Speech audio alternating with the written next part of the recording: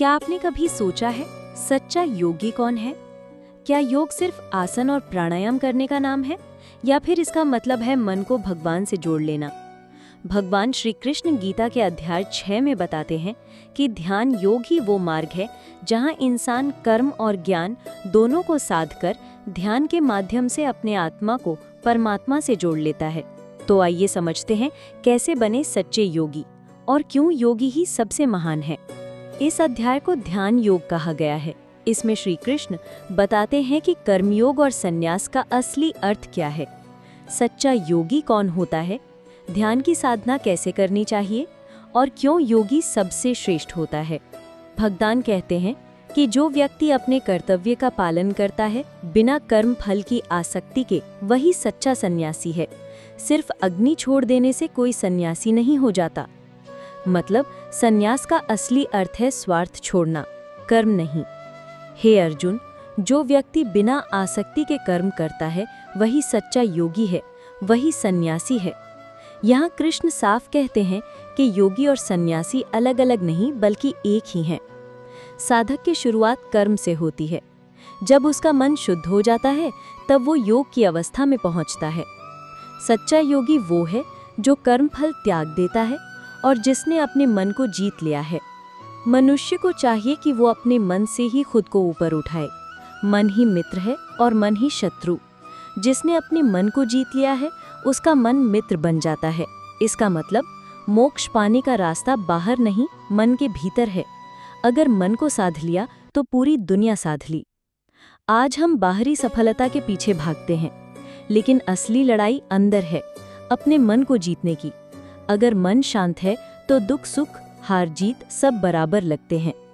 जिसने अपने मन को वश में कर लिया है वो परमात्मा में स्थित है। उसके लिए सुख दुख मान अपमान सब बराबर हैं। मतलब सच्चा योगी बाहरी परिस्थितियों से प्रभावित नहीं होता, वो हर स्थिति में शांत और स्थिर रहता है।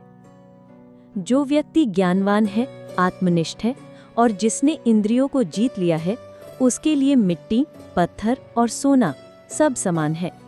यहाँ भगवान बताते हैं कि सच्चा योगी भौतिक भेदभाव से ऊपर उठ जाता है। धन दौलत, शोहरत या गरीबी उसके मन को विचलित नहीं कर सकते। योगी सबको समान दृष्टि से देखता है, चाहे मित्र हो, शत्रु हो, चाहे साधु हो या पापी। इसका अर्थ है कि योगी किसी से घृणा नहीं करता और किसी पर मोह भी नहीं करता। आज हम हर चीज को तुलना से देखते हैं, लेकिन ध्यान योग कहता है अगर आप शांति चाहते हो तो सब में समान भाव रखो। यही दृष्टि इंसान को महान बनाती है। योगी को चाहिए कि वो अकेले शांत स्थान पर बैठे, मन और शरीर को नियंत्रण में रखे और ध्यान में लीन हो। ध्यान की शुरुआत साधारण आसन और एकांत से होती है। योगी को स्वच्छ स्थान पर आसन बिछाना चाहिए, न बहुत ऊंचा और न बहुत नीचा। फिर वो मन को एकाग्र कर आसक्ति और इच्छाओं को त्याग कर ध्यान में बैठ जाए। मतलब ध्यान के लिए सही वातावरण बहुत जरूरी है। योगी को शरीर, सिर और गर्दन को सीधा रखना चाहिए, नजरें आगे टिकाकर, मन को शांत करके, निर्भय होकर, ब्रह्मचर्य का पालन करते हुए पूर्ण श्रद्धा से ध्यान करना चाहिए। ये है ध्यान की सही मुद्रा। ध्यान का अर्थ सिर्फ आंखें बंद करना नहीं, बल्कि मन को परमात्मा पर स्थिर करना है। जो योगी निरंतर ध्यान करता है, मन को मुझ में स्थिर करता है, वो परम शांति को प्राप्त करता है। यहाँ कृष्ण स्पष्ट कहते हैं, ध्यान योग का अंतिम लक्ष्य परम शांति और मोक्ष है। योगी ना तो अधिक भोजन करता है, न ही बिल्कुल उपवास करता है, न अधिक सोता है, न ही जागता रहता है। जो व्यक्ति जीवन में संयम रखता है वही सच्चा योगी है। मतलब मध्यम मार्ग अपनाओ, अत्यधिक भोग और कठोर त्याग दोनों से बचो। आजकल लोग सोचते हैं योग मतलब सिर्फ आसन और प्राणायाम, लेकिन गीता कहती है योग इक्वल टू संतुलित जीवन प्लस ध्यान प्लस मन का नियंत्रण। अगर आप जिंदगी में शांति चाहते हो तो आपको ये संतुलन लाना होगा। अब सवाल ये है कि क्या योगियों से भी कोई श्रेष्ठ होता है?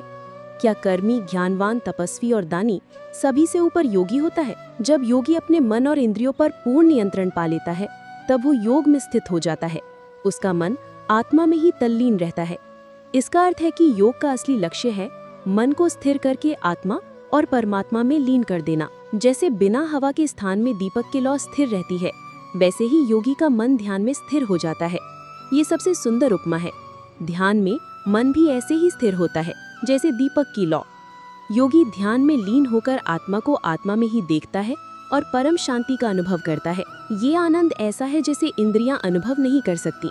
ये आनंद सिर्फ आत्मा ही जानता है। यहाँ गीता हमें सिखाती है कि सच्चा सुख बाहर नहीं, भीतर है।